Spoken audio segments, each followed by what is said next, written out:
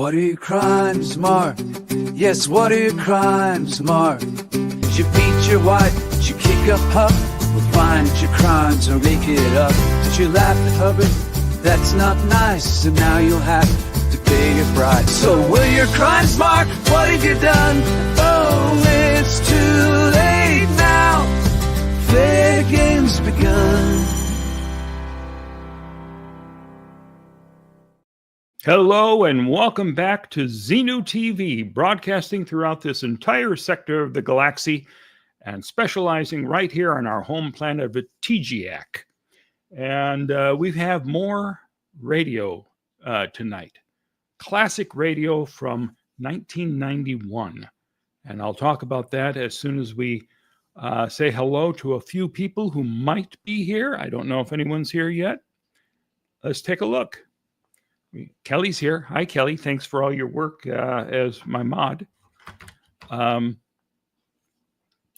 So, as you folks pile in, I think you're going to enjoy this show. I'll tell you more about it in just a little bit as soon as some folks show up. But this is from 1991, as I mentioned. Hank 209er. Hello, Mr. Bunker, a.k.a. Mr. Galactic Treasure. Thank you. Thank you very much. By the way, I need to get some merch. Anyone interested in merch? Yeah, you know, I think that I've got enough AI content with Xenu's Playhouse, and you know, I think it'd be nice to have a few items you can purchase as mugs or T-shirts or whatever you'd like.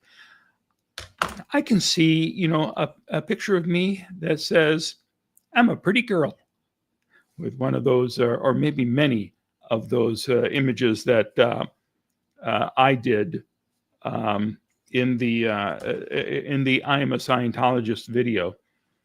All the pretty girls that I played. So, you know, I'm considering all of that stuff. I don't know if anyone's interested or not, but I think it could be fun. And a welcome revenue source because, you know, we got to keep the lights on here. Right now, one of my cats is manning the light that's aimed at me right here. She's decided to sit right under the light and occasionally reach up and do one of these things to it. But of course, when I want to get a picture of her, no, she turns her head. Like right now, she's looking away in shame. Merch is a great idea. Thank you, Selena. Selena fan. Okay, I'm lost now. Para siempre? No, I know that can't be right. But thanks, Selena. I'm glad you like it. Glad you like the idea. Eileen Bradley. Hello from Bulgaria. Well, hello back to you from Clearwater, Florida. My cat wants to be famous. Oh, yes, indeed she does. But reluctantly, her sister does not want any part of this. So, as I was mentioning, another episode of Radio Free Xenu tonight. Ooh, I said it right. How about that? Hey, thank you. Lauren's here. Hi, Lauren. Hello from the PNW. Always tired says. Okay. I'm not sure what PNW stands for. So if someone wants to fill me in.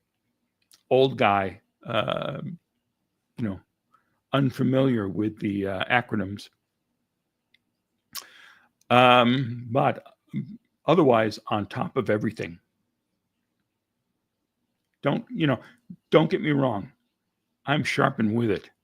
I'm just like Clint Eastwood as he's 108 years old, still making movies. That's me. Let's see. Pacific Northwest. Oh, thank you. I appreciate that. Of course. Well, that makes sense. Always tired also knows is filling me in there. Thank you. Spock Hates Scientology says hi. Hello to you. Uh, and it's nice to see you here. I don't hate Scientology, by the way, and I Spock usually keeps his emotions in check, but I understand how Scientology might push him over the edge. But I tend to not hate anything about Scientology. Um, I find it vastly interesting and a source of great amusement. I think a sense of humor about this whole thing is very important. And of course, the organization is doing horrific things. And all that we've been pointing out for decades now and will continue to. But I like to keep it friendly, even when I'm under attack. I always wave hi to the cameras and say hello to Miscavige when they got a security camera in my face. By the way, I was looking at some footage the other day. I'm going to get this ready. Footage shot by this Scientology security, including taking some shots from outside the old Lisa McPherson Trust to, surveil my office. I had a big bay window out front, so they could look at what's on the computer and look at, there's the look at his video equipment and his monitors and his VCRs and all this kind of stuff. We got to send this back to Miscavige. And there's other interesting stuff on there too. So one day we'll do that.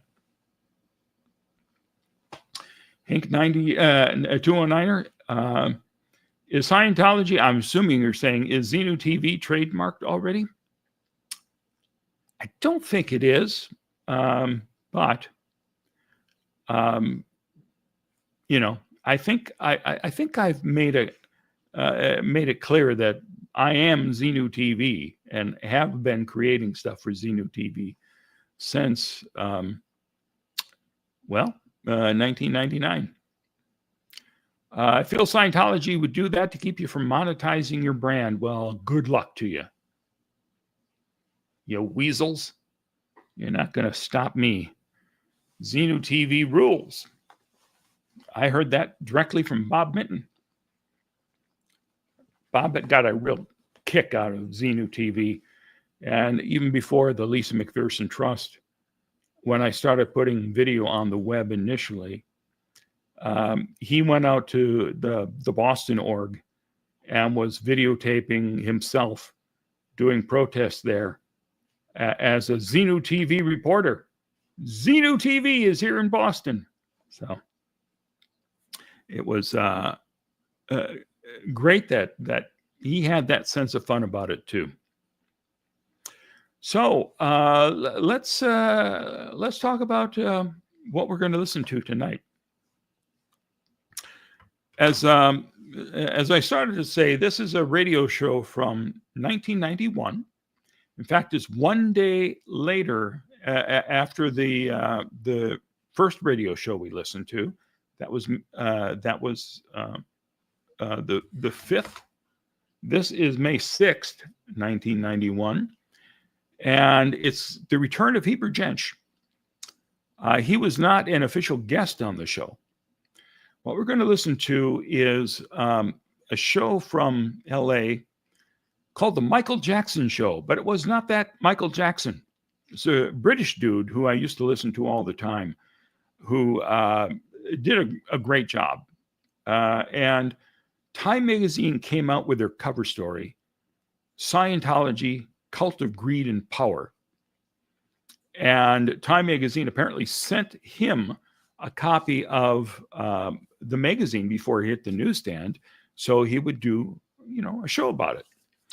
And Heber was not booked on the show, but he said, I got to get in there and take care of this. I got to handle this. And so he did in his own lovely way. We'll hear him a little bit into this show. Rochelle's here. Hi, Marky Mark. Hi to you. Rochelle, nice to see you. So the main guest in the show is Cynthia Kisser. And she was the executive director of the Cult Awareness Network when it was still the Cult Awareness Network, before Scientology, purchased it and turned it into yet another one of their fronts. And that was a sickening story. I think 60 Minutes did a piece on Scientology's takeover of Cannes. That was one of the earliest videos that I actually recorded and put on the web. And I'll dig that out and play that for you as well, because it's pretty remarkable to see, Scientology destroying this, and then Scientologists answering all the phones when, parents who were concerned call for help. Oh, no, Scientology's great. No, you have nothing to worry about. No. Hunky Bunk. Thank you, Jay. So glad you're on. Well, thank you.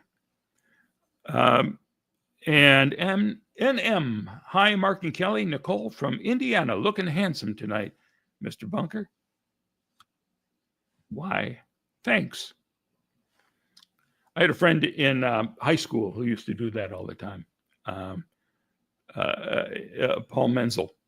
And we would both be doing like announcements on the high school TV system.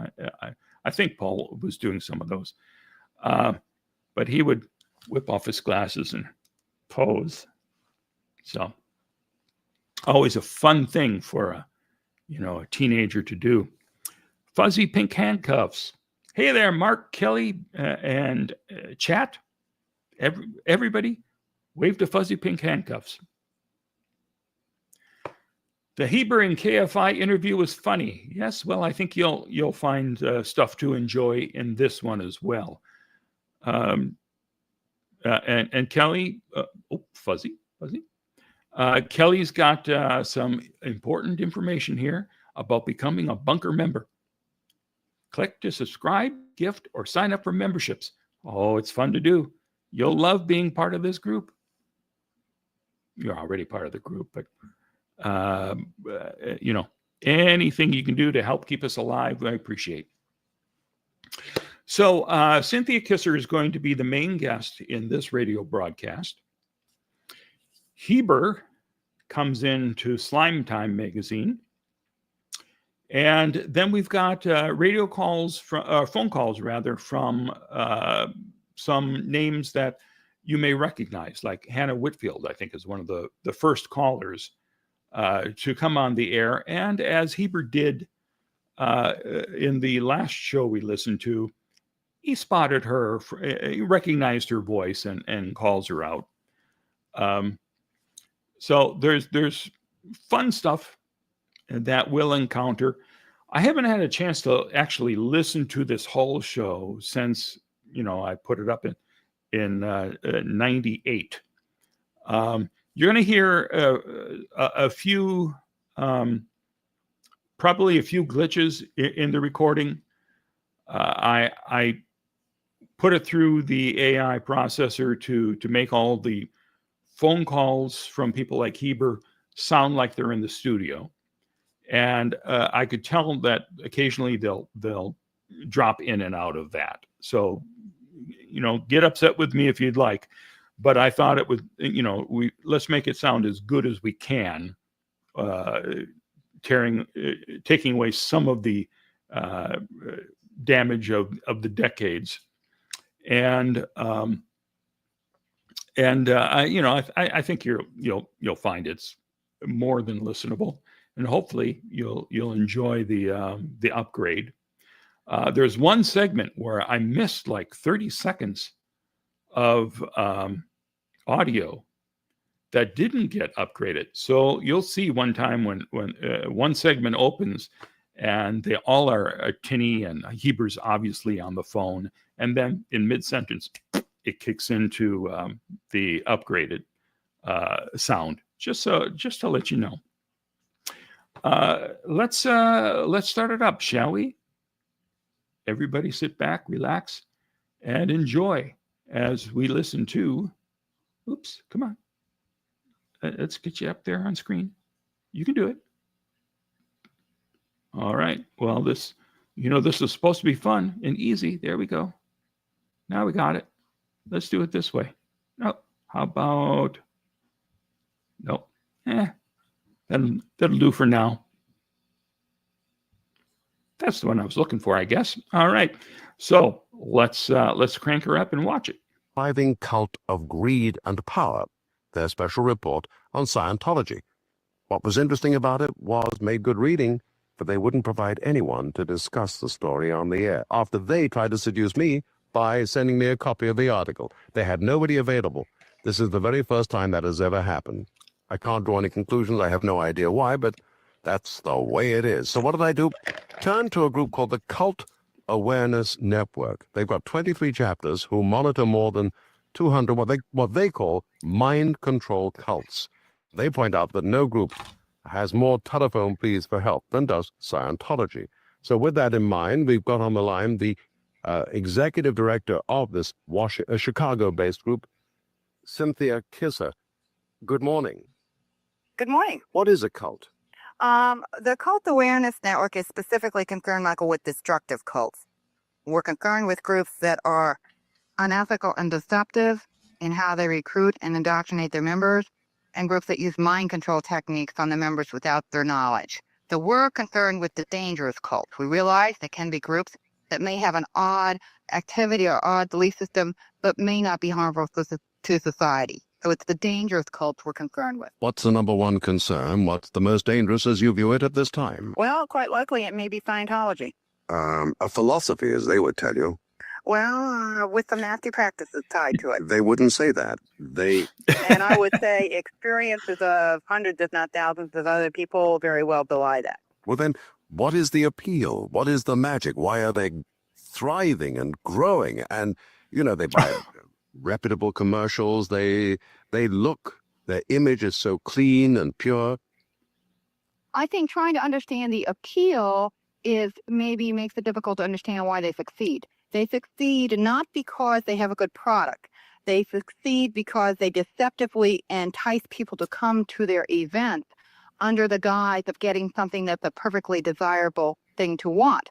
Solving your problems, improving your communications with other people, improving your business relationships, etc. Lots of legitimate companies and services and organizations provide those goals. It's when you go there and without your knowledge, you're subjected to techniques that end up pulling you into the group, the problem occurs. So there's nothing really wrong with the things that the members want that lead them to join. It is the fraud that goes on during the contact with the group that is so dangerous. They own ships and skyscrapers and just about every kind of business you can think of. They've got celebrities tied to them. But it's a long time since L. Ron Hubbard died and Dianetics was born. What leads the organization now? Well, the real leader is David Miscavige. The head of it on paper is Heber Jentzsch. And the thing about Miscavige is that he is a second-generation member. In other words, he was basically brought up within the group. So you have a man who really is not in touch with what the values and the norms of society really are. By the way, I mentioned celebrities. Is John Travolta a member? Is Kelly Preston, his wife, a member? I have every reason to believe that the article that just recently came out in Time magazine that lists them is correct in that category, yes. But, you talk about Miscavige, that's Miscavige, as being second generation. Maybe it works for them. Maybe it is good for them, and they are growing in strength, growing in numbers, growing in wealth. What is it that they do specifically that you think is either immoral, amoral, illegal, fattening? You know what I'm getting at? Yes, I do. Yes. I mean, you're not a Catholic, maybe you are. You're not a Jew, maybe you are. Whatever you are is for you, and maybe it works for you. Oh, that's quite correct, Michael. And I think that if, for example, your church, say, or your synagogue or your religion, stoop to having private investigators go through the garbage of the critics and doing unauthorized credit checks on the critic and fabricating things about their background or trying to frame them to get them sent to prison. I would say that was wrong no matter how good your beliefs are. So if the beliefs are good, and I'm not making any judgment on whether Thetans do or do not exist, or whether we need to worry about having thousands of Thetans in our body, I'm not making any judgments on that. But if the beliefs were good, then you have a lot of people who apparently are not getting the teachings right and are going out and doing very bad things to other people while claiming to be associated with that organization. Okay, you fight bad cults. The IRS and the FBI have been, I gather, debriefing Scientology defectors for the past few years, in part, obviously, to gain evidence for maybe some racketeering case. But that case that we'd heard about seems to have stalled. Is there not a witch hunt against them unfairly? You mean a witch hunt against the government agencies? No, against Scientology. Again, I have to go back to what are the basis of the complaints. If the basis of the complaints were simply that they have an unpopular belief system, I would say it might be a witch hunt. But if you have many, many people who are claiming that they have been hurt psychologically, physically, or financially in a fraudulent way, I don't think that's a witch hunt. Just a thought. I don't think that there are too many cults that manage to outlast the founder. When the founder dies, it's all over for the cult. Scientology has prospered enormously since Hubbard's death, and I think that's about 5-6 years ago. I think that's a very astute observation. I agree with you. Very few cults outlive their leaders. For example, you may remember Rajneesh, the Bhagwan Rajneesh, who lived in Oregon and who had several hundred followers there. He was expelled to India and he died. His religion or his cult is fragmented. Yes. Yeah, generally that does happen. But I think uniquely about this, Hubbard seemed to have put together such a tight machine, and the indoctrination procedures seemed to just click right along, that as the second generation moved in, they seemed to just be able to keep the momentum going. Keeping this momentum going, let's pause a moment, and I want to get into what manner of man Mr. Hubbard. I know he claimed to have been a much-decorated World War II ace, but the real story is a little different. You mentioned David Miscavige. He's only 31.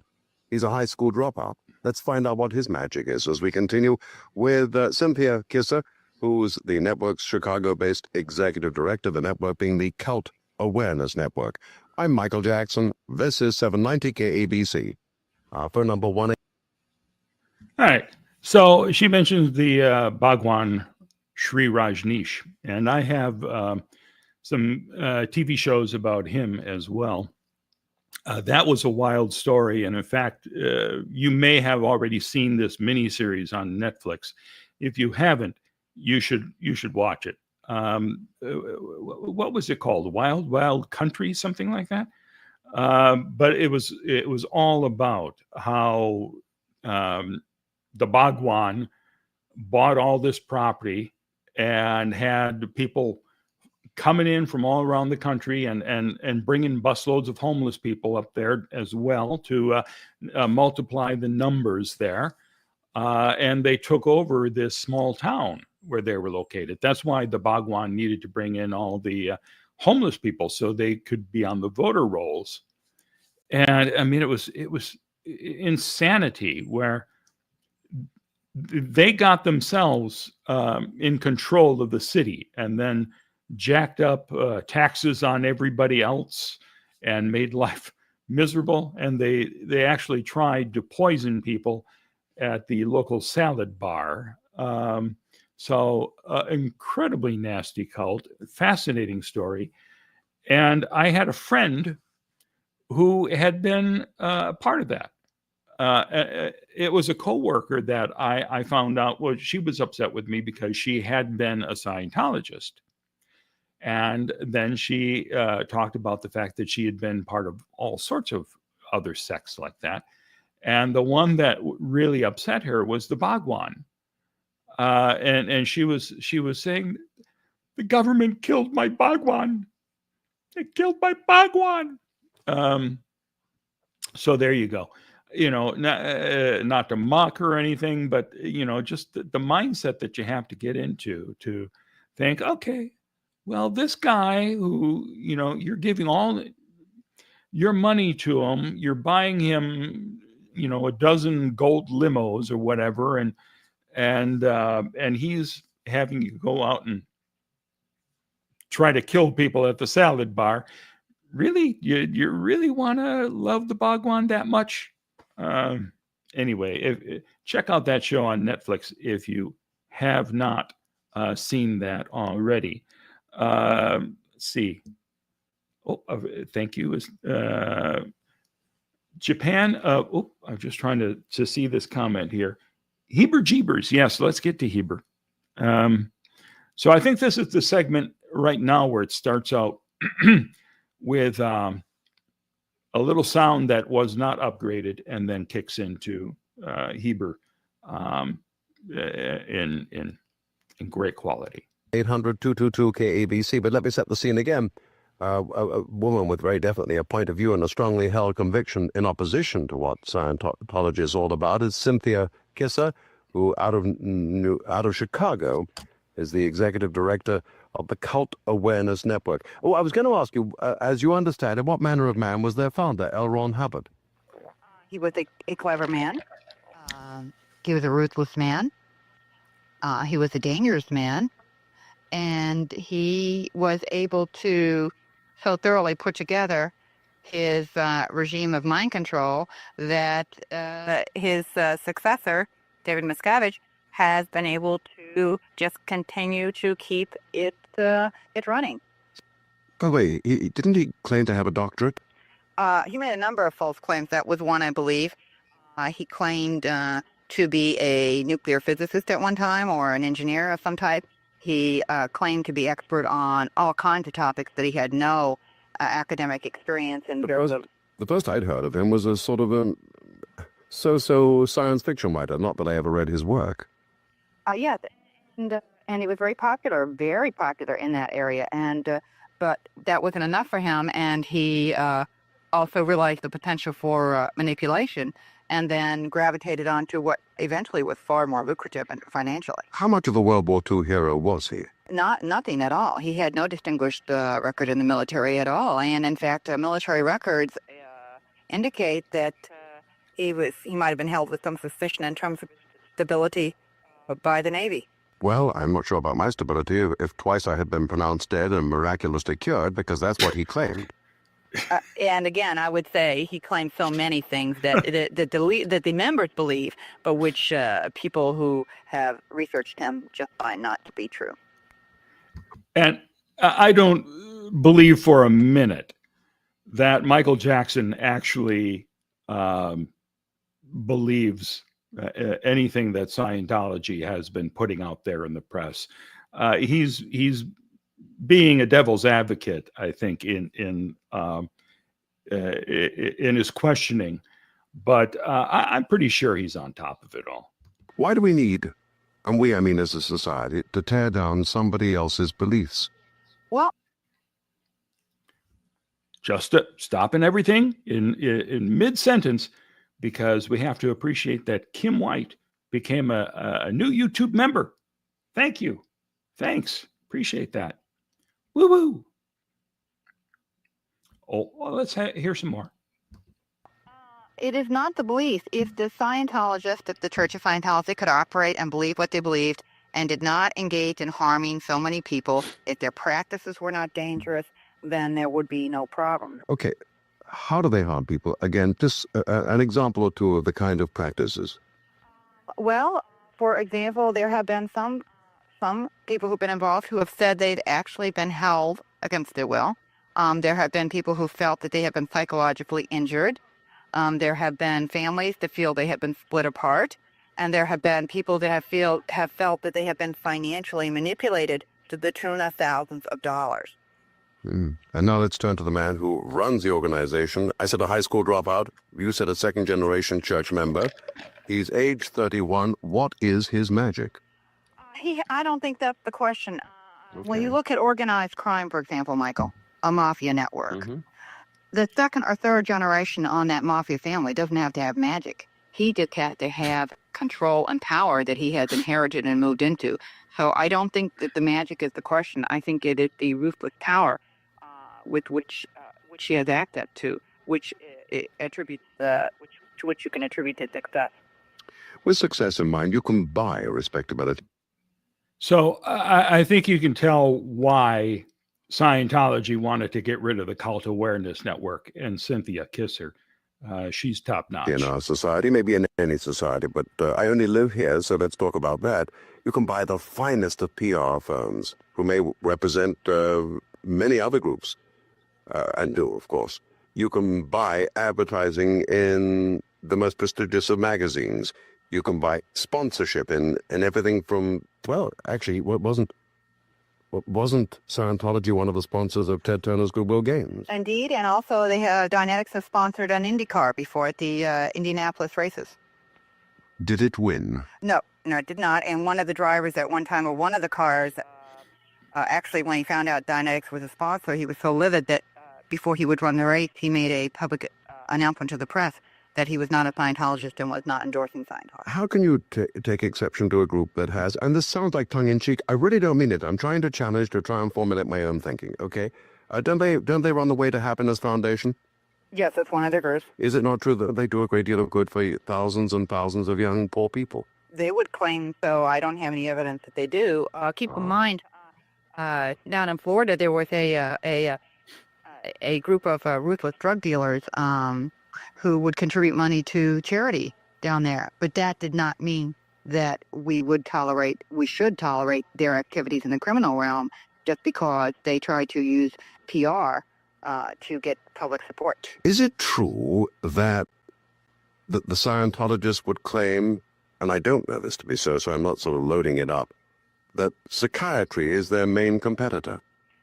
Well, I think psychiatry is their main threat, because if it is only psychiatry which can substantiate and prove that there's such a thing as brainwashing or mind control. And if people understood what mind control was, and if expert witnesses in the field of psychiatry would explain it in the courtroom, they would lose their lawsuits, individuals would be able to recoup for damages, and people would not join because they would be convinced that it is a mind control cult. So Scientology is the profession which can most effectively in the long run expose what's going on, and so therefore they are the greatest threat. Are they behind the Citizens Commission on Human Rights?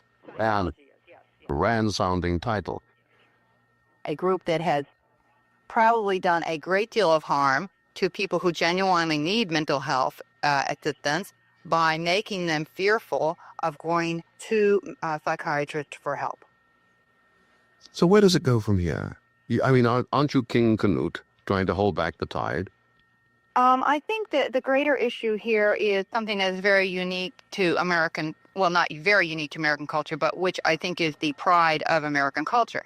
In this country, we are a free country. We have the right to speak out when injustices are done. We have the right to be able to believe what we want without coercion. And when a group like Scientology is using coercion, even if it's mental coercion, to try and control people, I think that that the victims and groups like us that support the victims have every right and every moral obligation to speak out. And I think that's really the issue here. I must tell you, I've had Scientologists on the program in the past, avowedly so, and they have been utterly charming and completely dedicated.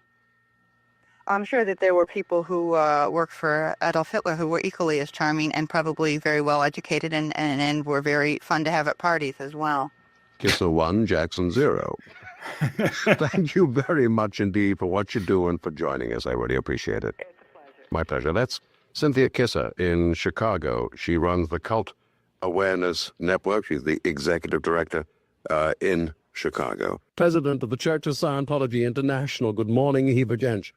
Good morning. How are you? I'm well. You obviously disagree with a great deal that you've just heard. Well, it's hard to find agreement with that. I think, though, the interesting point was something that you brought out, which I was not aware of, and I really appreciate you saying that. What was that? The fact that Time Magazine sent you a pre-copy Yes, they did. of the article, which I've never heard of before either. No. Forgive me. Respectfully, they very frequently send me pre-copies with the hope that I will interview the author. This time, they completely turn me down. However, that is not unique. I've just been reminded, and I did not remember this, that when the LA Times did the same kind of a job on you, but to use the vernacular, They also refused to give me, and that was a first, the author. Well, it's just very interesting. Let me just start with a couple of things. First of all, Let me interrupt Heber here for a moment to say that Richard Behar, who wrote this cover story, I do have a radio interview with him that will be playing sometime soon. He's a good guy. that Time magazine seems its main concern is, of course, that Scientology is anti-cocaine, heroin, but certain kinds of psychiatric drugs. And I think the key one that they brought up in the issue, in fact, was Prozac. And yes, we've sponsored exposés on that particular area, and Dan Rather made it a rather scathing part of his newscast last week, as have a number of national people who have looked at the fact that it is a killer drug, and we exposed it. And Eli Lilly is very unhappy about that, as is Time magazine. We also looked back into it and found out that the Eli Lilly had produced a drug called Oriflex, you may recall. Yes, I do. A number of people died on that particular drug as well. Prozac causes people to go into very violent acts. In fact, they've committed suicide on it. And by the way, if you really read the description of the drug under the physician's desk reference, you see that the side effect is suicide and so forth. Now, where Cynthia says that, people should come to the psychiatrist and so forth, yes, we have a particular opposition to her philosophy. She is not being forthcoming about the fact that it's interesting that Can attacks all the anti-drug religions. They're one of their key people, Ted Patrick, who has been convicted 3 times. You're familiar with that over the years. Oh, but that's years ago. The deprogrammer, I think he called himself. Forgive my interjecting. I've arrested a month ago in Seattle for the same thing, Mike. I mean, it continues, and he's on share with. Yeah. To be fair, if you don't mind my interjecting here, I want to learn from you, and I think this is one that's such a minimal specific issue, though I know it's very close to you. Let me quote a little bit from that Time magazine, then hear the news and headlines, get your reaction, and if you would, because all my phones are going crazy, would you take some of the calls? And I have no idea which direction they will go. The special report in Time is headlined, "The Thriving Cult of Greed and Power." You obviously find that offensive. It has a subheading, "Ruined Lives, Lost Fortunes, Federal Crimes. Scientology poses as a religion, but is really a ruthless global scam and aiming for the mainstream." Well, I know what you're aiming for. You've got 700 centers. You're in 65 countries. They claim that you threaten to become more, and I'm using their words, insidious and pervasive than ever. On that cliffhanger, may I pause just a moment? I'm sorry to do that to you. Come back. You bet your life I will. Heber Jentzsch, president of the Church of Scientology International. I don't think it's fair to you to go through that litany of the accusations, but how do you respond to some of them, sir? Well, I think I'm pleased that Time magazine has, decided to attack Scientology, because we consider Scientology is the road to total freedom. I would really be rather unhappy, I guess, if I really looked at it over the week, and the fact that Time magazine has been a presentation piece for a lot of negative things. I looked for the men of the year over the various decades. Goebbels was a man of the year. I have a picture of him here on the front of. But it didn't mean they were supportive of him. Oh, absolutely. They said what a brilliant mind he was, what a great intellectual genius he was. They said the same thing of Goering. And they put Hitler as man of the year after he invaded Poland, and said what a great particular person he was. Then if you in 1945, it was Stalin, after he killed 54 million people. But let's move up in time.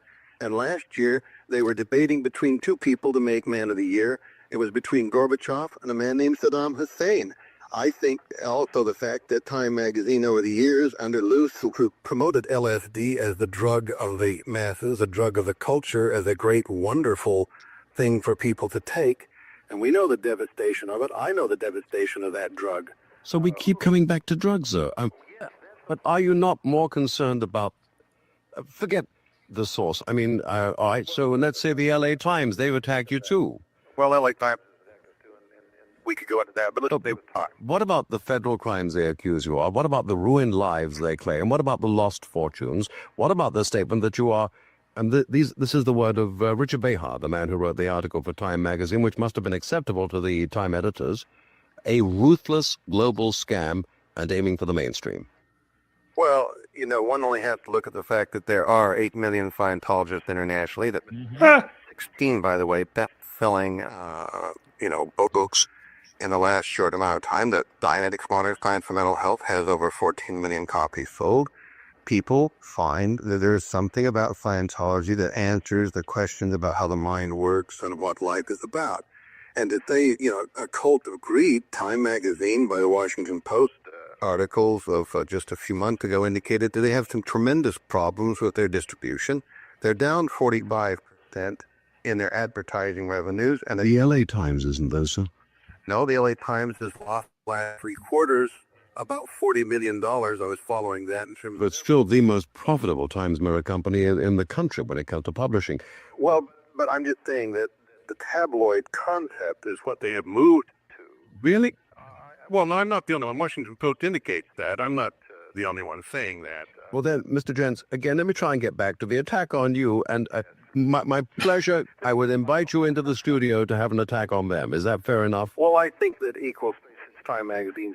Okay, I want to fair enough. It's your time. But remember, 11 top Scientologists, including Mr. Hubbard's wife, were sent to prison in the early 1980s. And we found that those people had been violating the law, and we removed them ourselves. They will never, ever hold a position in the Church of Scientology again, because we cleaned up that small group of people in the 50s. But since that time, it's interesting that Scientology has expanded at a tremendous rate. And you indicate that it is because one of the things we do handle is the problem of drugs. You're taking over 100,000 people off of drugs. Who's injured by that, Mike? I mean... By taking them off drugs? I don't think anybody is, so... That's my point. I mean, I couldn't even get that admission from Cynthia when I brought that up. We do take people off of drugs. We have effective drug programs that I've visited all around the world. And those aren't necessarily Scientologists. We sponsored those programs called Narconon. I myself did that particular program. We worked with a gang down here in Los Angeles. In fact, last night we offered to one of the local members of CAN saying, look, march with us. We're doing a graffiti paint out. We're handling drugs in the city. Absolutely refused.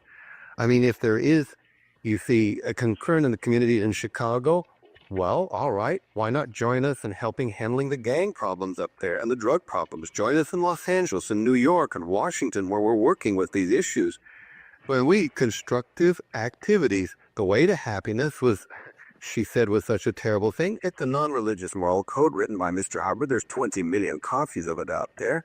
What's so terrible about saying, for example, seek to live with the truth, or do not murder, or set a good example, or honor and help your parents? Are these terrible things to say? Even Reader's Digest took off on you. They remember their column was headlined Scientology, Anatomy of a Frightening Cult. Does the word cult offend you? Well, not in its real derivation. The word cult comes from culture. It's basic to the culture itself. It has become a rather pejorative term in recent years. I think that Scientology, of course, it's not a closed society. The Cult Awareness Network is probably one of the closest societies I know of. The secretive activities, the kind of surreptitious meetings, the kidnapping of people under the concept that maybe they have to be taken away from their role to person into. But Scientology with 8 million members, I mean, John Travolta had to find he flopped. Oh. So it's Kirstie Alley. So all of these people. We have lawyers and doctors and taxi cab drivers and teachers and so forth. And Tom Cruise and John Travolta and Sonny Bono and Chick Corea and I mean, obviously they're successful people, and that's the point. Why do you think the IRS is after you? The IRS, the Internal Revenue Service. Have they ever audited your... No, I think it's very simple. The Internal Revenue Service, over a period of years, by the way, has published that Scientology is a religion, has given tax-exempt status to a number of Scientology religious organizations. And, I think that the IRS, they've attacked the National Council of Churches, they've attacked the Baptist groups, they have started a rather, I think, vicious assault for money because we've overspent ourselves in this country, and I think the IRS at its top has a very anti-religious feeling, and that has come out. They are absolutely not just us, but we've gone up against the Internal Revenue Service. We're probably the most vocal against them. That's it, Michael. I mean, I was put on the enemy's list on the Internal Revenue Service in 1973, and I'll tell you, it has an honor with it, but also carries problems. I didn't respond as well as Saul Newman did when he was put on there. He said, well, what do you think about being on the enemy's list? And he said, well, first of all, I'd like to thank all the people who made this possible, and I will do all I possibly can to continue to be worthy of it. Can we pause a moment and take some of the incoming calls? I don't want to deny others the opportunity, if you don't mind. No, there's no problem. Fine. Okay, we're speaking with... By the way, the folks who went to prison for Project Snow White, they may not have a post, but they're still very important people within Scientology. One of those 10 people who did prison time just opened up a couple of years ago a huge new expensive luxury condo complex on the water, and I made sure when this thing was opening to bring that to everyone's attention on the council and during open meetings that this guy oh sure, maybe he's reformed, but let's not forget he was one of the people who tried desperately to take down Clearwater, and thankfully failed. But they certainly went after Gabe Casares and destroyed his future in politics for higher office. Anyway, back to this. I think Hanna is about to come on. Hanna Whitfield. Heber Jentzsch, who's the president of Church of Scientology International. Let's try and get to some of the incoming calls that we may. Hanna? Yes. Yes, ma'am. Hi, could you keep it sort of fairly brief so we can get to as many calls as we can, if you wouldn't mind? Yes, certainly. I had a very bad experience with Scientology. I was in it for about 19 and a half years. And I think if I had remained further in the group, I would have died. At least, if by no other means, by my own hand, because I was suicidal for about the last 6 years. Why do you blame that on Scientology? Because before that, I was had none of the dissociative phenomena. I had none of the... What did they do that caused you to get that way? Well, as far as I can tell, it was the auditing techniques. It was the counseling techniques that they use, because they are desensitization techniques, and they are trance inductors, and the practitioners are not licensed to use them. How do you respond to that, sir? I know the judges have labeled the church, according to Time magazine, schizophrenic and paranoid, corrupt, sinister, and dangerous. Well, millions of people have benefited from the counseling of Scientology, and I know Hanna. Hanna, how are you?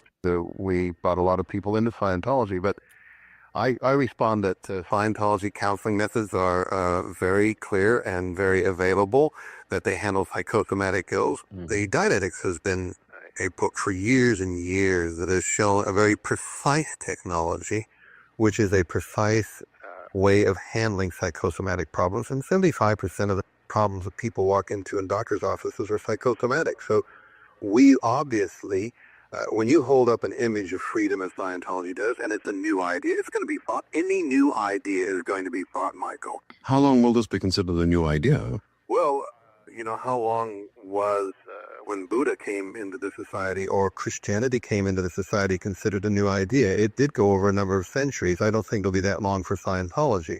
Oh, yeah. We've been around for 40 years, and obviously we've moved with tremendous speed. I don't know, Michael. I wish I could answer that. I don't know. I have no answer. Hanna, thank you for your call and your criticism. Eric, by contrast, what's on your mind, sir? Michael, it's a pleasure to talk with you. I'm a first-time caller. Thank you.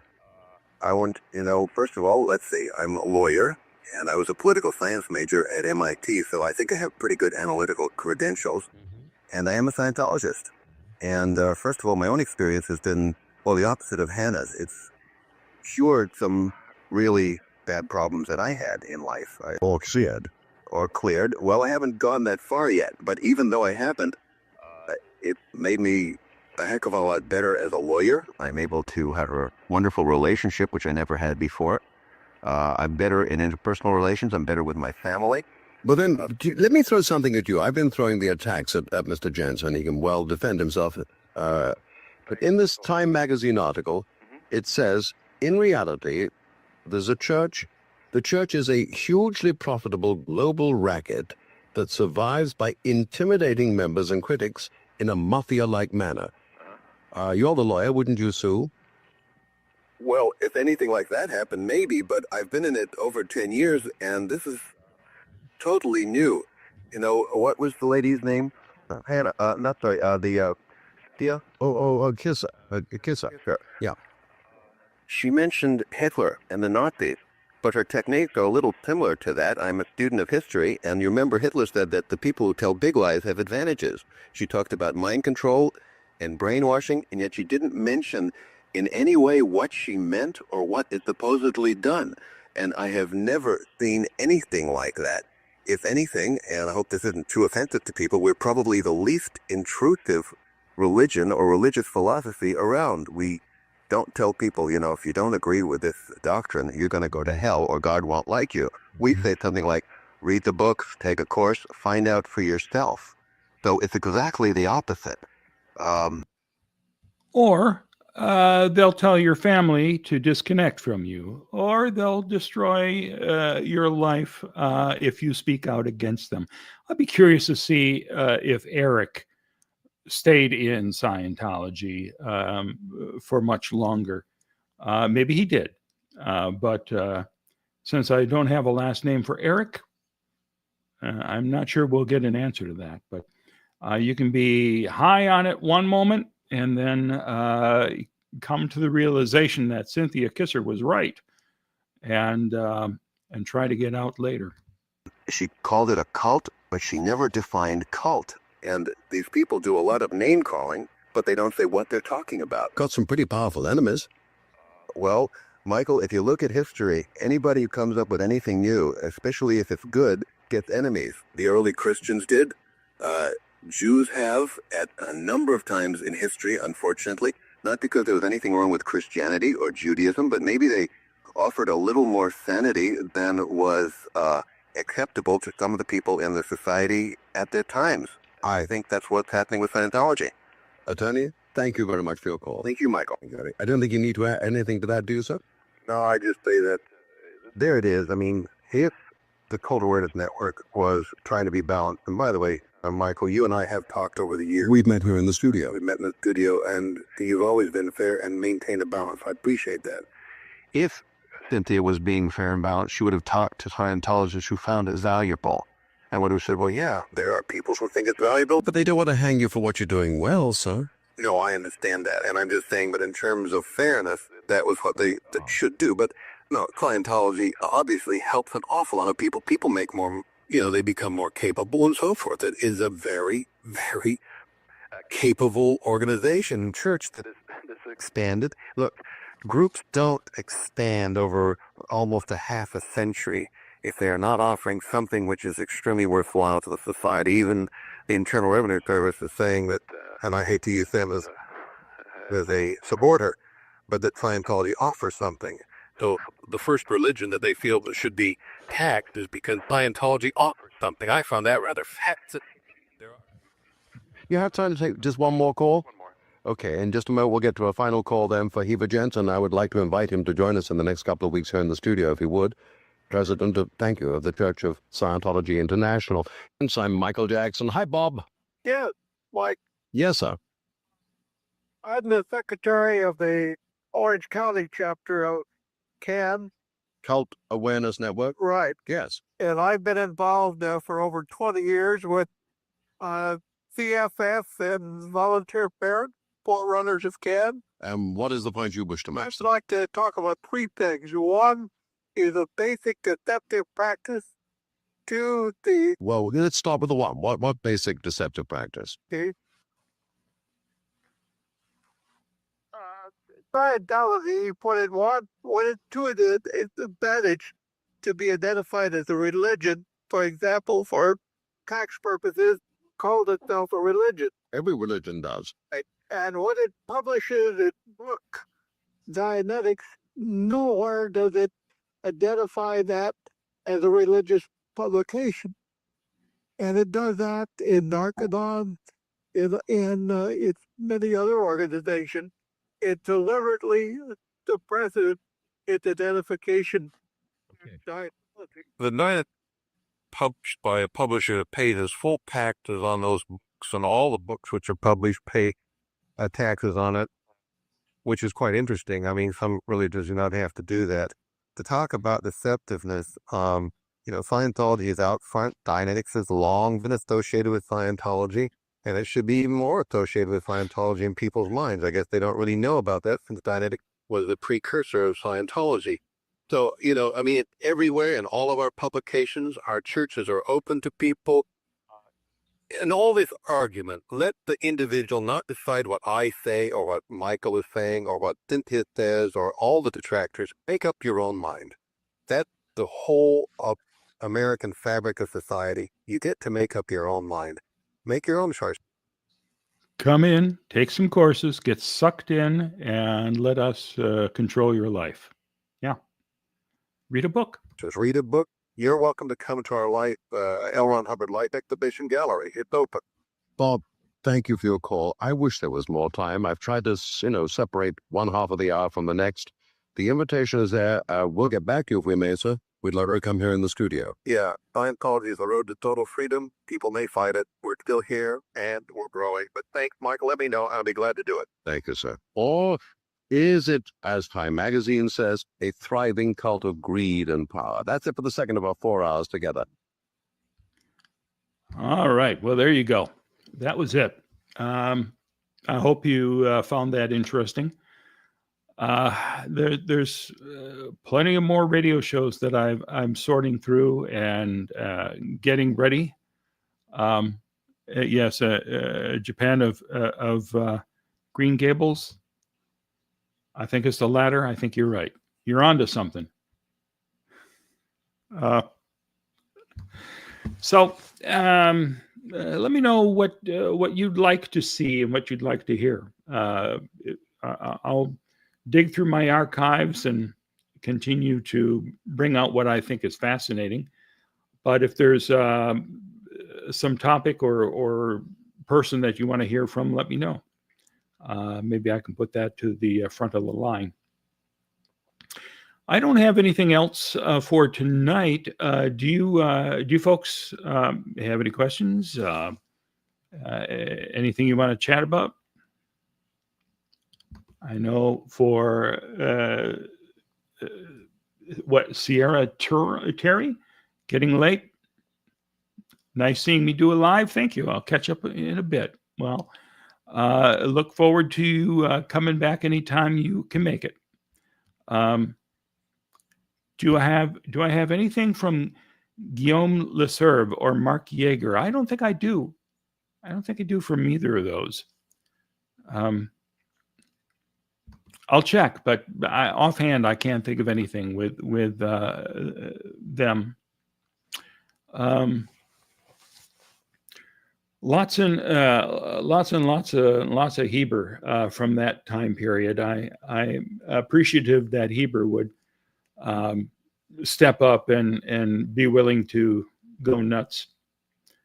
That's always some of the best material is when Heber starts comparing anyone who criticizes Scientology to the Nazis. Did I ever meet Heber? I don't know if I'd say I met him, but I certainly have been in the same room with him at various points, especially in like court cases. I'm sure that I have seen Heber here and there, but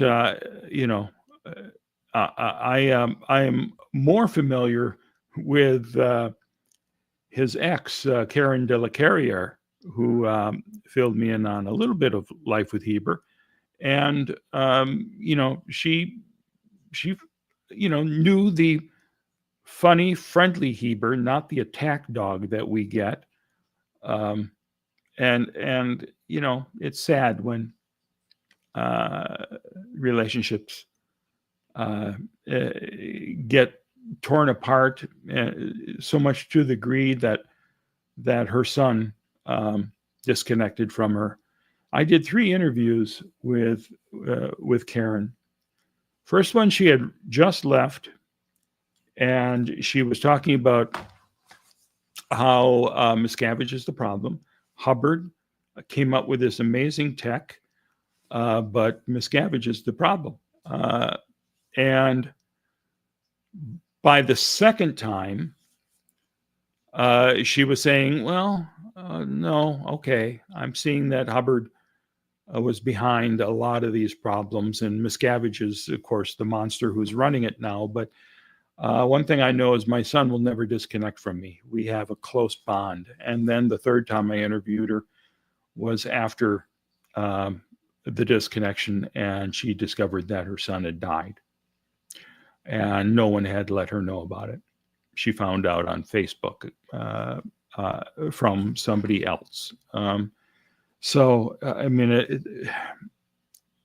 stories are just too appalling. Mindsci, are there doctors who would know what kind and how many prescription drugs LRH was taking? You know, the doctors that he had around him were doctors who are very familiar here in Clearwater. Dr. Denk, I think, is the one who had been injecting him with whatever he was taking there at the end of his life. Dr. Denk still operates. I had a Scientologist friend who would go to his office in Sherman Oaks. Sherman Oaks? So I think so. In fact, she had me drop her off and wait in the car as she went in to get a B12 shot. That was very important. I got to have one of these. And, that was before I knew she was a Scientologist. But then all of it made sense. Oh, she's going to Dr. Denk for a B12 shot. Okay. That's just one more thing. That whole situation with Karen is so sad. It is. Evil cult, hard not to have hate and disgust for them. Hank 2 or 9er, do you have any Bob Minton footage or anything behind the scenes from the LMT days? Boy, do I ever. I've got tons of Bob. I've got, 2 solid years of following Bob around with a camera everywhere that he went, essentially. So, yeah, you'll see a lot more Bob footage as I go back and upscale all of these videos. If you haven't watched The Mad Picket, I have that upscaled, and it is one of the most amazing things I ever shot. Plenty of Bob in that, plenty of them trying to get Bob to lash out and do something that would cause the police to have him arrested. But thankfully, that didn't happen. I knew Heber in the early 70s, says Sierra Terry. At that time, he just seemed like a friendly, funny, and talented musician. He would fly up to Northern California to play at Sunday services in Santa Clara. And he apparently had talent. He was in, as I mentioned the other night, in the movie of Paint Your Wagon, which I've never seen because it got such horrific reviews, not because there was a Scientologist in it by any means, just because it was not well made. And singing Clint Eastwood was not the draw that the studio thought he might be. But Heber's got a small part in that. Japan of Green Gables, I'm sure you have lots of Jesse Prince too. Yep, I do. I don't know much about his story, so would be very interested in that too. Yeah, Jesse's a good guy. Jesse was the vice president at the LMT, and I've got plenty of footage, Jesse. I also have audio from the trial. Scientology set up Jesse Prince and had him arrested on a drug charge. And they hired a PI from Orlando. They had to go out to Orlando to find a black PI to meet Jesse in a bar here in Clearwater and befriend him, and then start hanging out with him. And he gave Jesse some pot that he and Jesse and Jesse's girlfriend Dee were all enjoying at Jesse's home. And then the PI,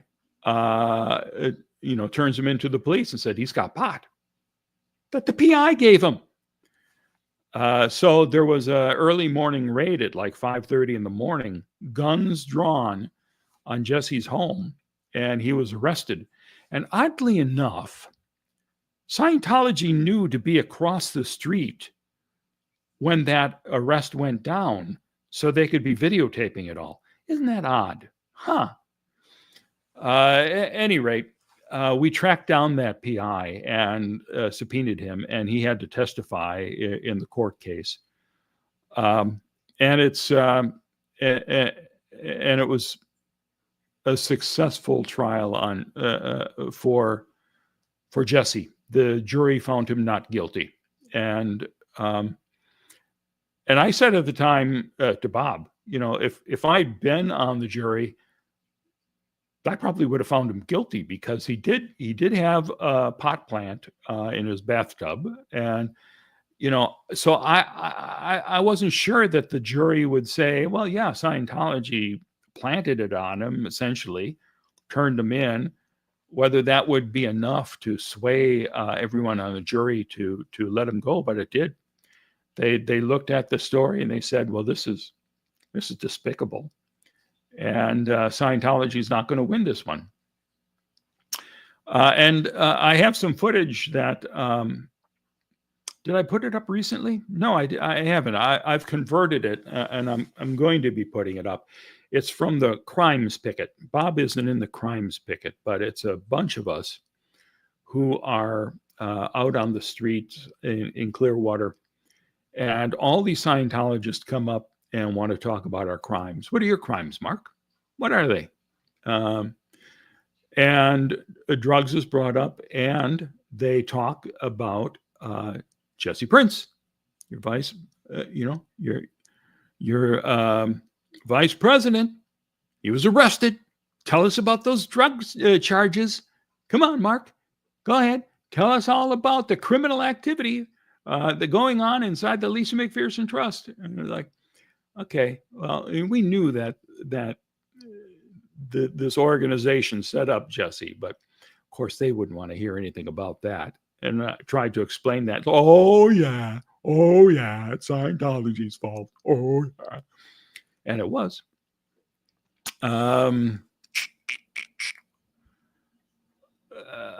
What's this one here? Heber wanting to throw hands with Priscilla lives rent-free in my head. Throw hands with Priscilla. Okay, I'm not sure that my brain is computing with that. I've seen all your content, my friend, says Hank Tour Niner, and I find Bob fascinating, and I love your interactions along with the whole LMT crew. Well, thank you. Bob was a great guy. Bob was a rascal, but a good heart, and he helped a lot of people, and he paid for it. Have I ever smoked a joint with Jesse? I've never smoked a joint with anyone. I did get high once. I was supplied a pot brownie and a pot cookie. And my fiance and I one night were watching TV in bed, and she, okay, well, let's try this. And so I had like a piece of brownie, and 15 minutes go by and there's no reaction. So, okay, we'll try some more. So I ate, a pretty sizable amount of this stuff before it kicked in. And when it kicked in, boy, did it ever. These are stories I've never told on tape before. But I mean, it was a fascinating experience for me because I've never been drunk in my life. I don't drink. I don't do drugs. And, I got the giggles, as is traditional. And then I was completely incapacitated. So I'm lying in bed, and I've got to go to the bathroom.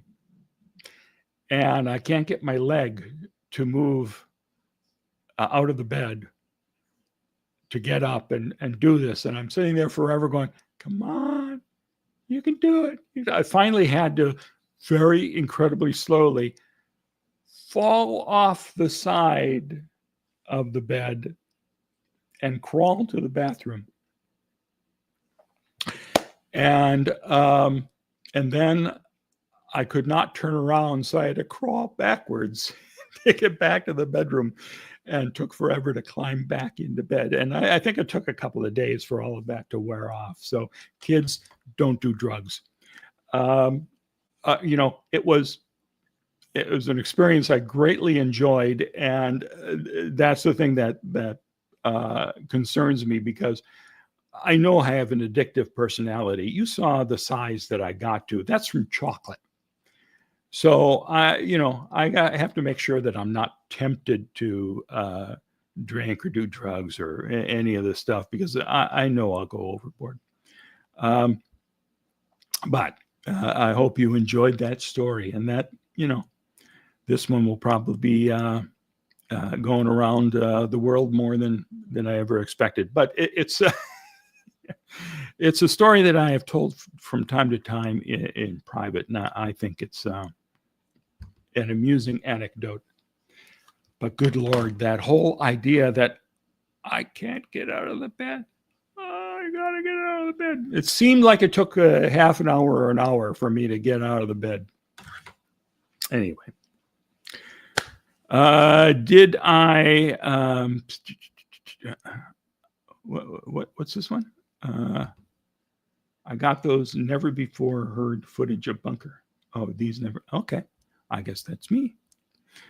Coming off an edible high is the worst. Thank you, Jay. Japan has been there. I guess we're all scofflaws and criminals. NM, did I ever interview or know anyone who got out and went back in? I don't think so. Certainly, I mean, the one person that you could say that applies to would be Marty Rathbun. I sat down and did, 4 or 6 hours worth of interview with him when he was out. And then he eventually went back and started doing videos to slime his former friends. I don't think he ever mentioned me because, who am I? I'm no threat. But certainly attacking Mike Render and everyone else who was out and active at the time. So whether I don't know if Marty actually went back in and did any more auditing or was on lines, but he certainly acted on their behalf. So if you call that going back in, yes, he is the prime example that I have. Did I need to do the Purif afterwards? Well, maybe I needed to, but I didn't do it. I didn't, and I was fine. I've had no repercussions. My life has gone on just rock solid, and I was elected to office, and we'll see if I can get reelected with that story out there. I hope it's a big selling point in the next race. Yeah. Someone's going to clip that for sure. Yeah, I'm sure they will.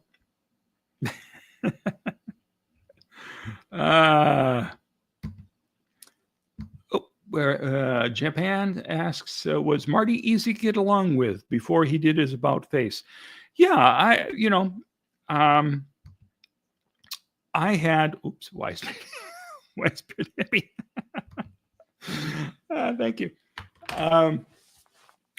So my connection to Marty, besides the fact that I would see him in Clearwater, and I have some footage from a Clearwater courtroom where Bob and Stacy and I were going in for some hearing. And Marty comes down the hall, and Bob tries to shake hands with Marty.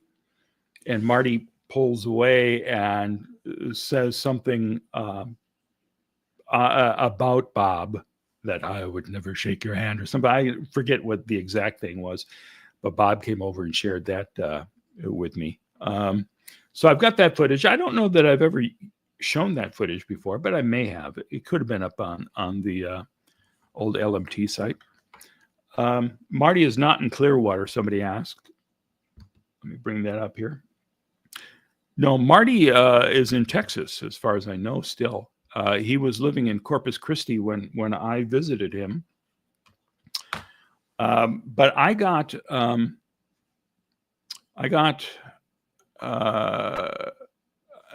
contact with Marty when he started to put out some writings that was critical of Scientology, and he had it on a web page that was just a mess. You couldn't read it. It was such a jumble. And he'd have an article, and that would end in mid-sentence, and then something else would start. So I looked into the code and saw that everything he wrote was in the code. It just wasn't being displayed. So I opened up a WordPress blog for him and formatted all that stuff onto the blog, everything that he had written at that point. And then I sent him an email with a link and said, here, I created this for you. It's really easy to use. I'd be happy to talk you through using WordPress if you want to do this. And so he and I worked together on that for some time, where he was posting, I'd answer some questions, and then I started to clean up some of the stuff. And then after about a month, the training wheels were off, and he just took it over by himself. And but we, that was something that I was doing behind the scenes without telling anyone about it. And it wasn't until a year or more later that I revealed that story, and it blew Tony Ortega's mind. He did a story on it, talking about it being a Scientology apocalypse, I think is what he called it. But Marty was living in Corpus Christi, and then they moved. He and his wife, the two of them moved to another city in Texas, I believe. I don't remember exactly where. But they were certainly very nice to me when I went down to interview Marty.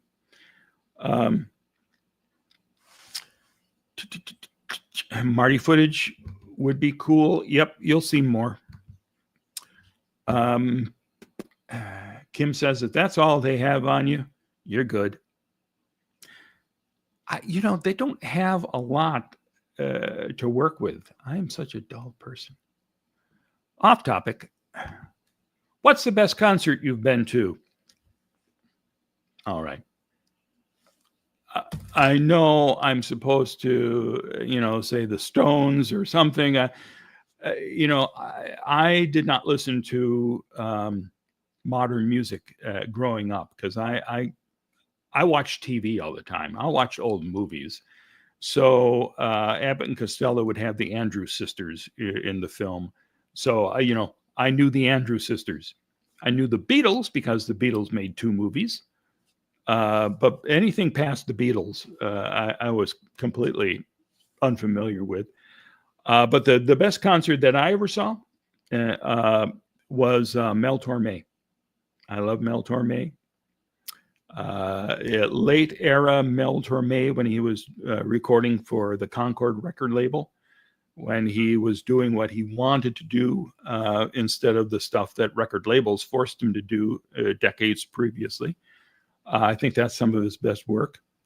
And Rosemary Clooney, I never got to see in concert, but Rosemary Clooney is another singer that I absolutely love. Also on the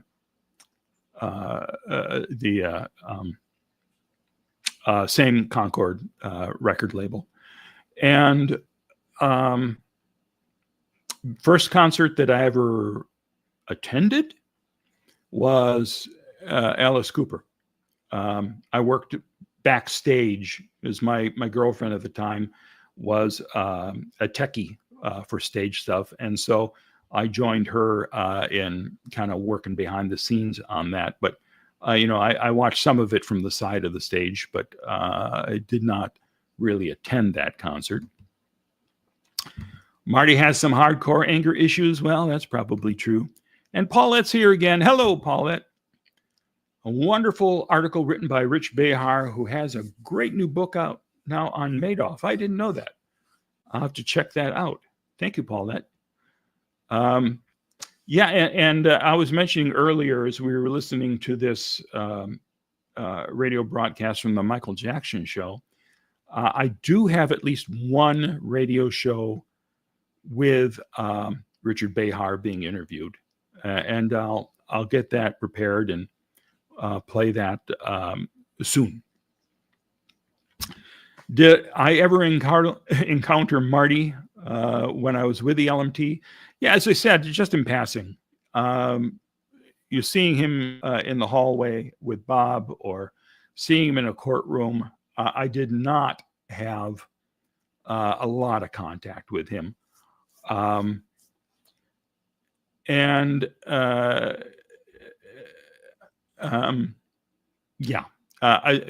did I see more often?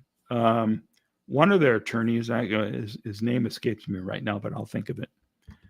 Mel Torme, The Velvet Fog, or as he said in one of his concerts, he was doing, I saw him on stage, I think with Jack Jones, somebody that I didn't really care for, but I mean, there's a difference between singer and Mel Torme, for God's sakes.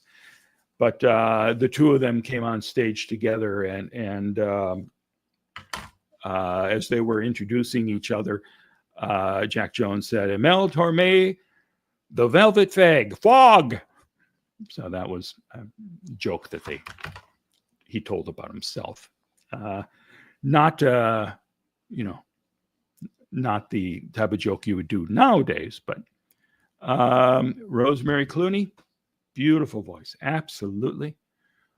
In fact, I'm so thrilled that I watched White Christmas again, and it's one of the few films that I'm aware of where she's got a major acting role. But she and Bing Crosby, sang together a lot. I think they even had a radio show together in the 50s for 15 minutes a day. In the morning, they would be doing songs together. And one of my favorite albums is Fancy Meeting You Right Here with Bing Crosby and Rosemary Clooney. Hey, go look it up. Let's see. Hup. Rochelle gifted a Xenu TV membership. Thank you. Thanks so much. I appreciate that. Keep us going. Rochelle,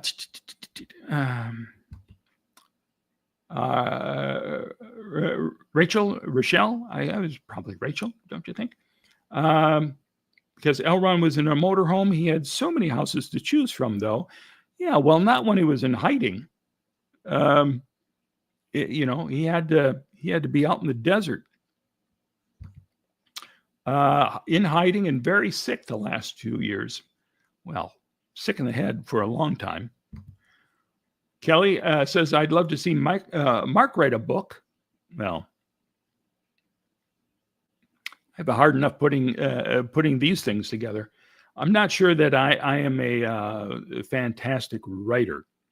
Although, maybe, possibly. I am working on a stage project that I'll talk about at some point. If I can get the stage thing done, I think that will be cool. There's a one-man show I've been wanting to do for a long time, and I'm making some progress on that. Rochelle, thank you. Rochelle is pretty. I like that.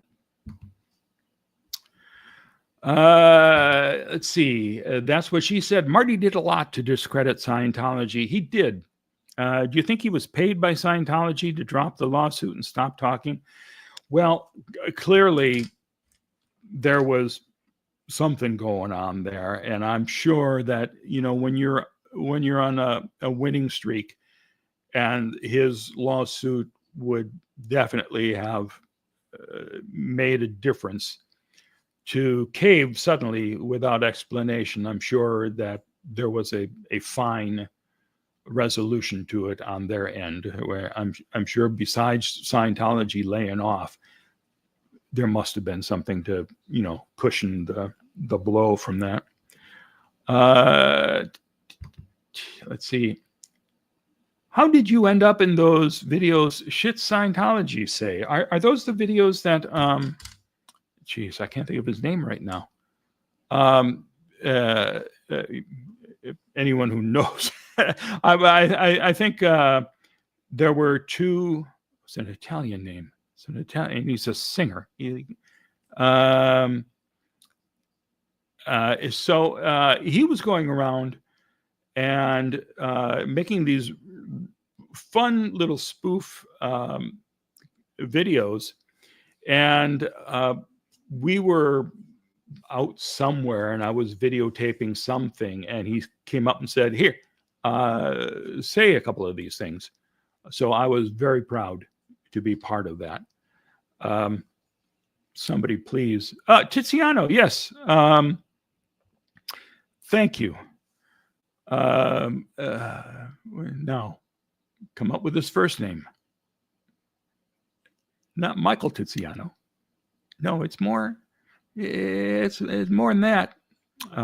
Anyway, very talented guy, and I thought those videos he made were very funny. Rochelle, money seems to be the only explanation for his decision to turn on his friends. Well, I'm sure, the enormous pressure they were under had a lot to do with it, because, the closer he was coming to victory, the more pressure I'm sure they put on him. There we go. Thank you. Thanks so much. That's him. I'm sure that the pressure combined with whatever settlement was given to them seemed like a good idea to them at the time, even though it was a horrible idea. Are you guys coming to the event tonight? What is that, from the 4th of July video? What do I think my best video is? Well, the one that's most, that's most traditionally like a documentary is the Scientology and the Clearwater Police video. So, we told the story, we laid it out. I had stand-up segments in it, talking to the camera, and lots of interesting footage to make that thing come alive. So I think that's probably the one that I think of as my best. Although the Mad Picket is fun. Mad Picket, is so good though that I didn't touch it. I just said, "Here's the raw footage. Look at the raw footage." So I'm sure there are other videos that that I like that that I'm just not thinking of right now. Mark, do I have a live schedule, or you just go live whenever? Well, lately I've been coming in on around 10 o'clock, and the reason I did that is because there's so many people that are doing their live streams earlier. In fact, Aaron was just asking me the other day, "Why do you go on so late?"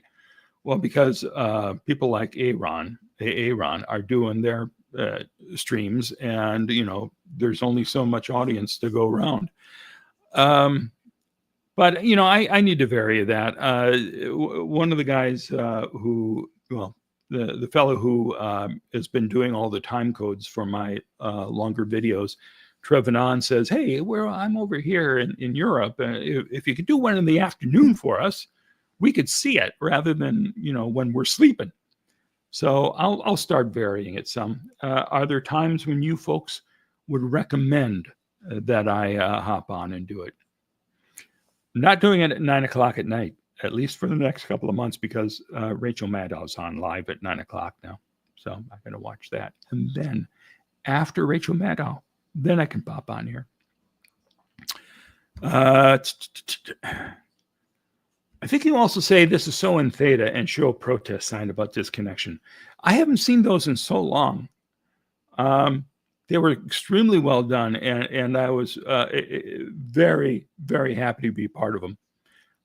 If anyone has a link to those, let me know, because I haven't seen them in years.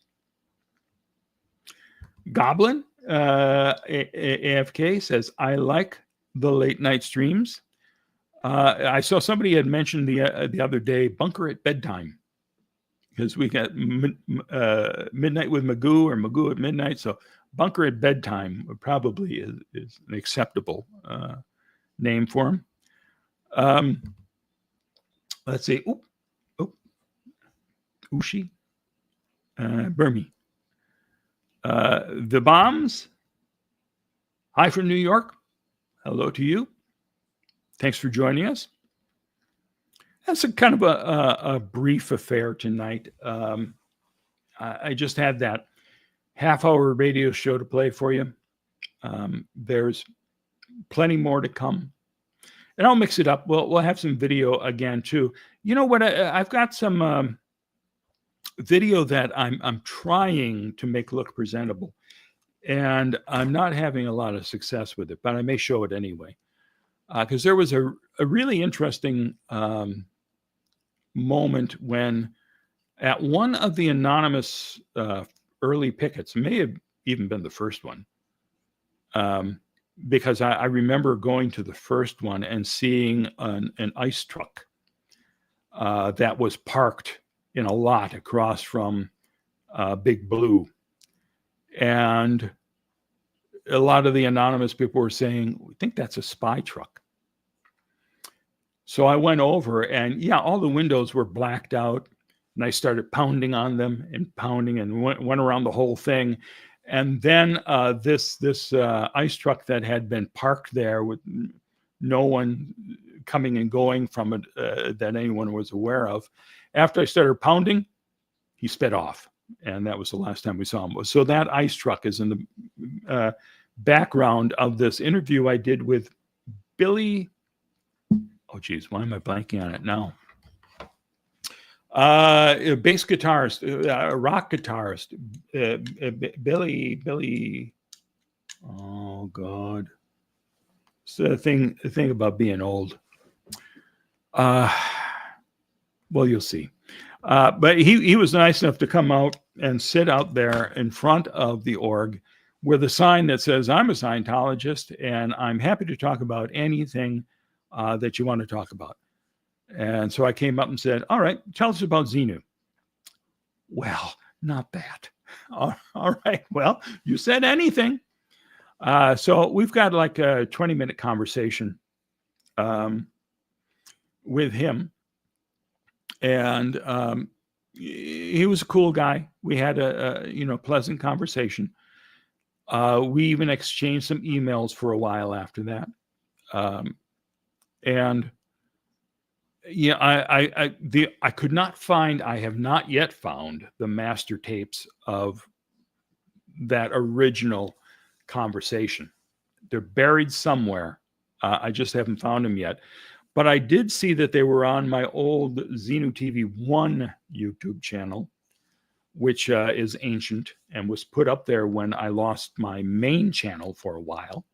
So I illegally started a second channel where I was putting stuff on.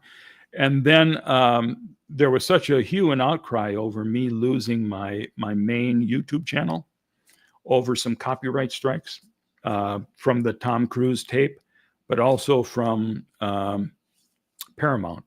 I had a clip up of the Colbert Report where, it's a brilliant clip, Stephen Colbert is dressed as Xenu, and he's spewing out all of the Scientology stuff.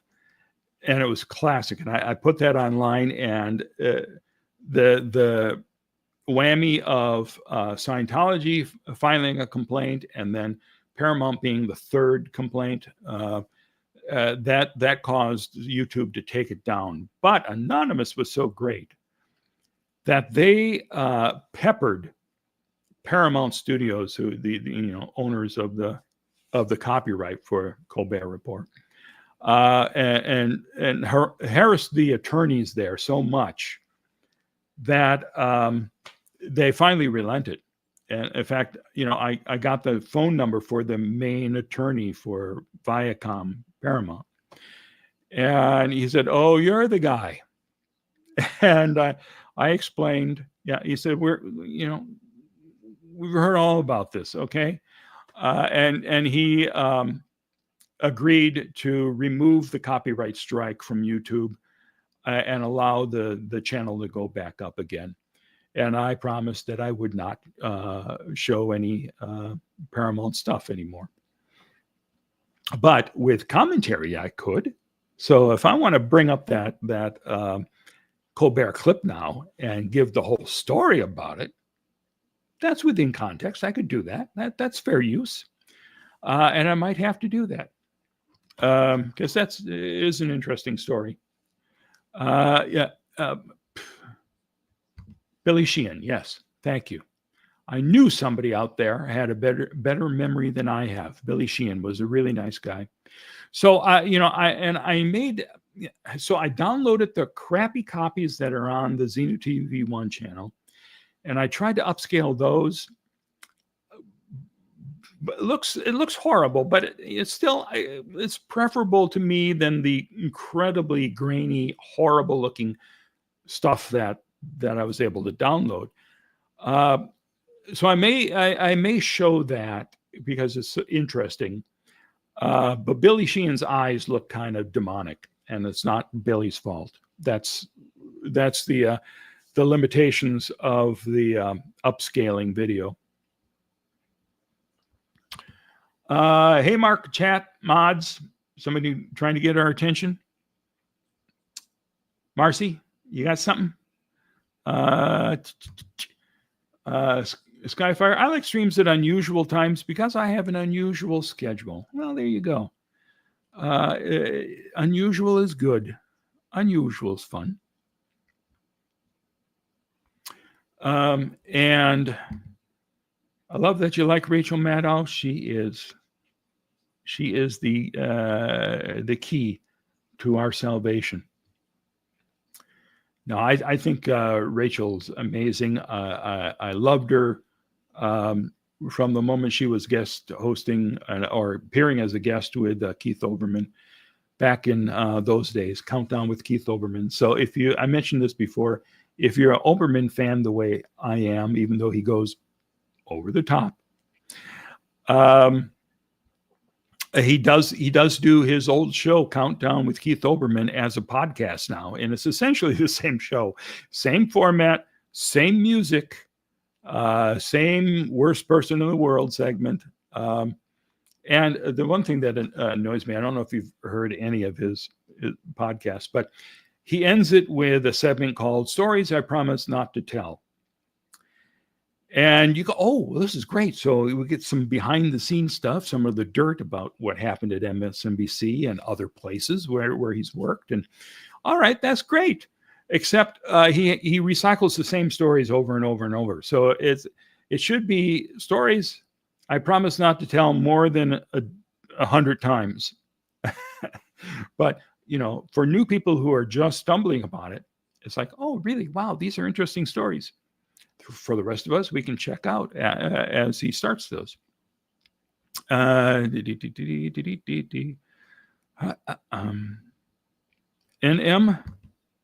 appreciates the night. So do I, as a creature of the night. Listen to them, what music they make. And Marcy was just saying hi. Hi. Okay. All right. So have I chased away all the former Rush Limbaugh fans and people who are watching Fox? Because it's scary to, and not supposed to talk politics. I know people are upset with politics, but the world is so scary right now. I mean, to see the complete dismantling of the U.S. government and the damage that's being done, closing U.S. aids and revealing all the names of FBI agents who worked on important cases. I mean, it's just scary to see the wholesale dismantling that's not getting any pushback from the people who really need to stand up to them. Anyway, that I will leave it at that.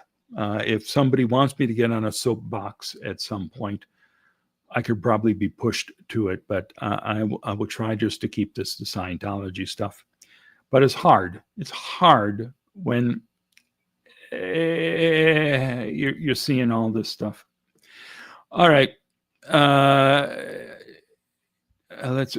that? Where's that? Oh, there we go. Take care, Hunky Bunky. I sure will. Thank you. You could take care as well. It's my platform. Yes. Yeah, I know. But I do watch all these folks who have political shows on YouTube, and I admire them. I wish that I could be as open and as eloquent as many of those folks are. But is Keith Olbermann's show still called Countdown? Yes, it is. Do a search. He's on YouTube as well. Countdown with Keith Olbermann is the name of the podcast, and I think also the name of his YouTube channel. You are right, though. A pushback needs to get organized sooner than later. Yes. Are we going to see that? I don't have any hope for the Republicans coming around to push back. It is interesting to see this latest thing about, we're going to take over Gaza and we're going to make it so beautiful. Oh, Palestinians can't live there, but it's going to be so, we're going to build it back so much better. Are you kidding me? Do you want to set the entire world aflame? Just from saying that, we are, targets again. At any rate. But it's, it's like when Scientology goes overboard, that's good for us because, it draws attention and, people start to pay attention.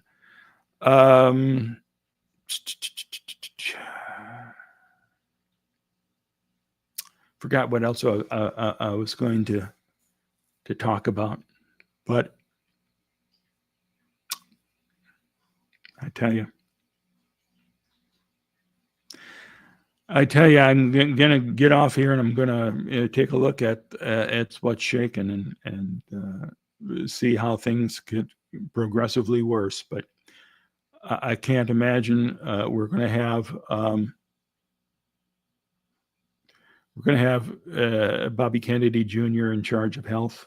It's going to happen. They're going to approve it as the world is facing more crises, more diseases springing out. There have been the first case of avian flu in humans here in the U.S. Okay, what if that continues? They have to kill hundreds of thousands of chickens, making eggs really expensive right now. Thank you, Obama. But if RFK is in charge when the next pandemic goes through, it's so scary to think about. Anyway, hey, I'm going to just stop talking about that stuff and say, hey, we've got more Scientology-related stuff coming tomorrow. And it'll be fun and fancy-free.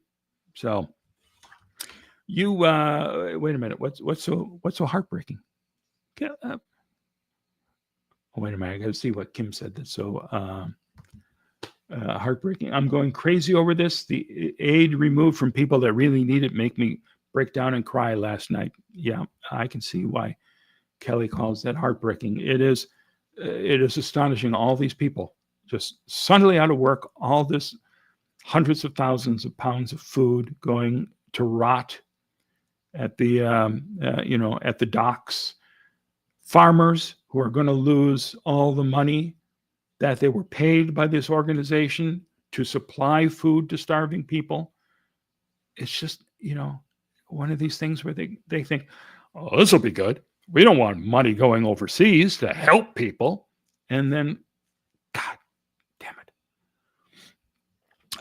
It's not politics as much as mass chaos, in Marcy's opinion, and I agree. Okay, let's be positive, MB. All right. I will sing and dance my little jaunty tunes, and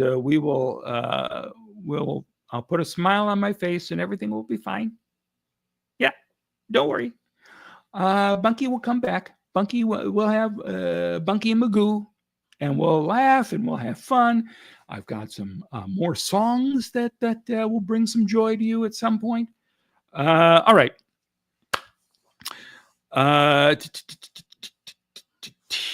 News is concerning. Don't forget to stop and appreciate the good moments in your day as well. I wish I had some of those good moments, but it's always fun to be here with you.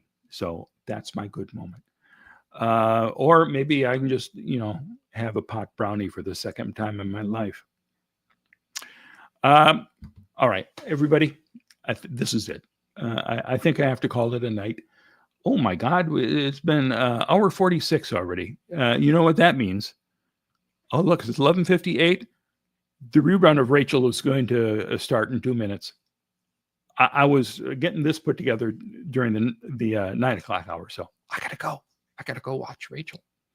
All right, so I know you all understand that, and I will see you back again, hopefully tomorrow night.